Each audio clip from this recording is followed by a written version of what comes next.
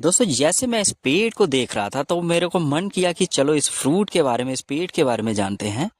तो दोस्तों इस जो फ्रूट है, जो ये पेड़ है, इसका नाम होता है सीट्रन फ्रूट। इसको लोकली जम्मू और जम्मू के जो आसपास इलाके हैं वहां पर इसको किम्ब कहा जाता है।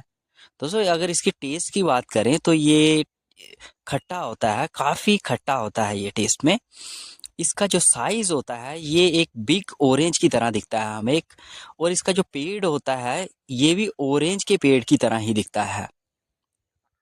अगर इसकी इस्तेमाल की बात करें तो ये इसका चाट बनता है और ये चाट काफ़ी टेस्टी होता है। ये चाट काफ़ी फेमस है पूरे जम्मू, और जम्मू का जो एडजॉइनिंग एरिया है, इंक्लूडिंग जो पाकिस्तान का जो एरिया है, जो पाकिस्तान का जो पंजाब प्रोविंस का जो एरिया आता है अपर, उसमें भी ये काफ़ी फेमस है।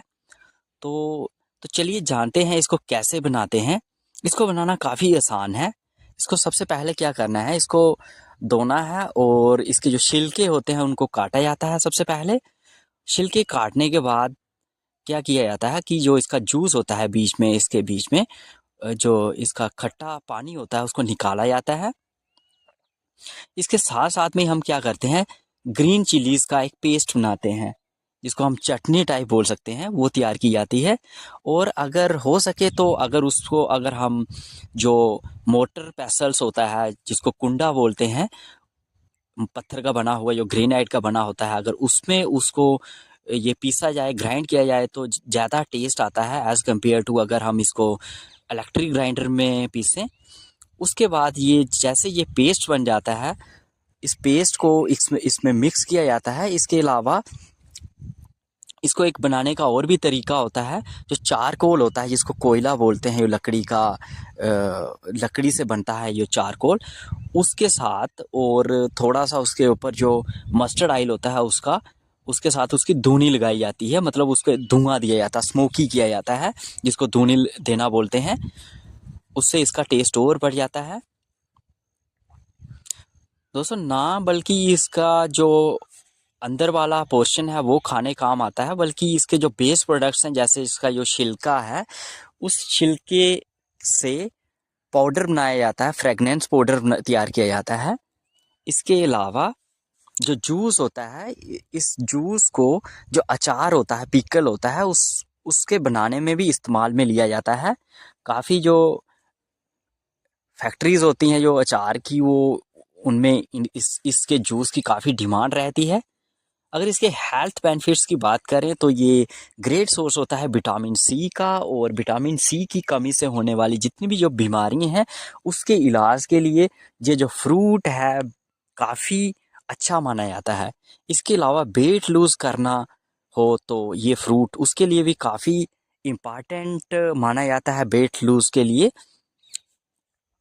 इसके अलावा दोस्तों अगर इसकी हिस्ट्री की बात करें तो जो लिटरेचर में जो मिलता है कि इसको, ये जो फ्रूट है ये कहीं ना कहीं नेटिव है इसी एरिया का, जो जम्मू है और इसके एडजॉइनिंग एरियाज़ हैं वहाँ पर ही ये फ्रूट देखने को मिलता है।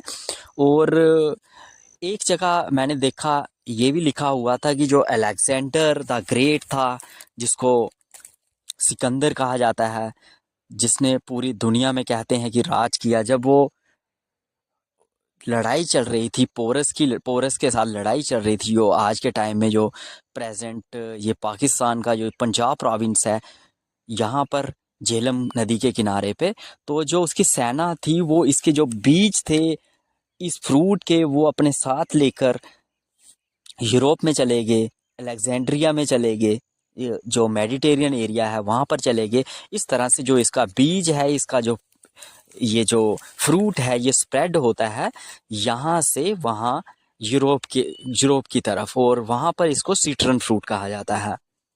और यही था जो मेरे को लिटरेचर में मिला इस फ्रूट के बारे में।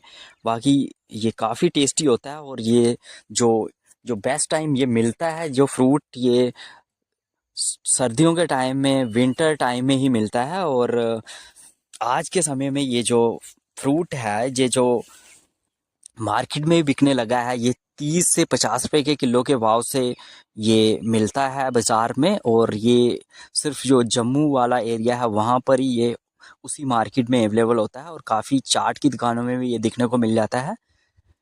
इसके अलावा अगर बात करें इस पेड़ की, तो ये संतरे की पेड़ की तरह ही दिखता है।